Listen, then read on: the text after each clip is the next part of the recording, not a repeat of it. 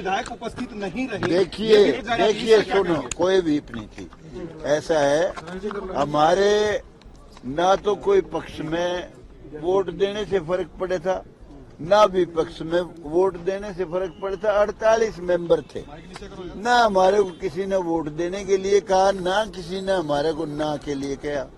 हम आए थे, हम वोट देते तो किसी ने मांगा नहीं, हम खिलाफ देते तो किसी ने कहा नहीं, तो इसलिए हमने एब्सटेन कर लिया। कोई विशेष बात नहीं थी, ये लंबी चौड़ी बात थी नहीं। लेकिन आज रैली है वहाँ पे, लेकिन आप वहाँ पे गए नहीं। अरे मेरा कोई वास्ता नहीं है भाई, मेरा तो पहले जब एमएलए बना था, जिस दिन ओथ थी उसके 2-3 दिन में बातचीत खत्म हो गई थी। दादा, नायब सैनी को मुख्यमंत्री बनाया है हरियाणा का, नायब सैनी को मुख्यमंत्री बनाया है, इससे आप किसको फायदा किसको नुकसान देखते हो?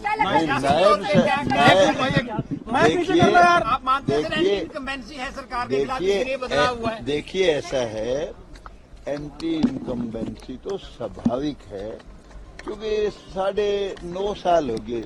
आदमी अच्छा करे उसके खिलाफ भी होती है, कई बार आदमी कुछ सोच के करता है।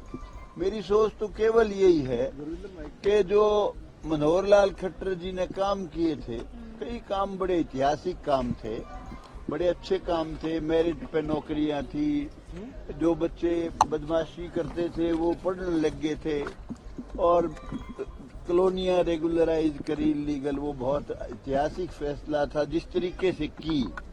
और भी अनेक काम थे जो उन्होंने बहुत अच्छे काम किए।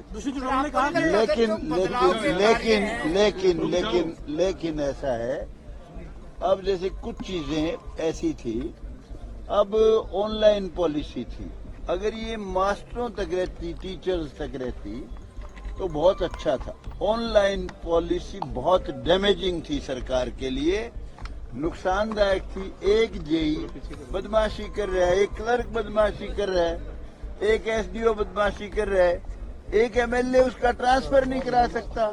ऑनलाइन पॉलिसी मोस्ट डेंजरस थी। दूसरा, ई टेंडरिंग जो थी बहुत ही खतरनाक थी, सरकार के लिए भी, लोगों के लिए भी, जनता के लिए भी। विशेष तौर से ई टेंडरिंग जो संस्थाओं के लिए थी, कोई 10 लाख रुपया किसी माध्यम से भी सरकार के यहाँ से आता है, उसका टेंडर हुआ 7 लाख का, 3 लाख का तो कम हुआ, उसमें भी वो क्या करेगा, ठेकेदार भी खाओगा, एसडीओ भी खाओगा, जेई भी खाओगा। तो वो ई टेंडरिंग बहुत घातक थी, मेरी समझ के मुताबिक बता रहा हूँ। अब खट्टर साहब ने तो कुछ सोच के, अच्छा ही सोच के किया होगा। दादा, आज नया मुख्यमंत्री बहुत डैमेजिंग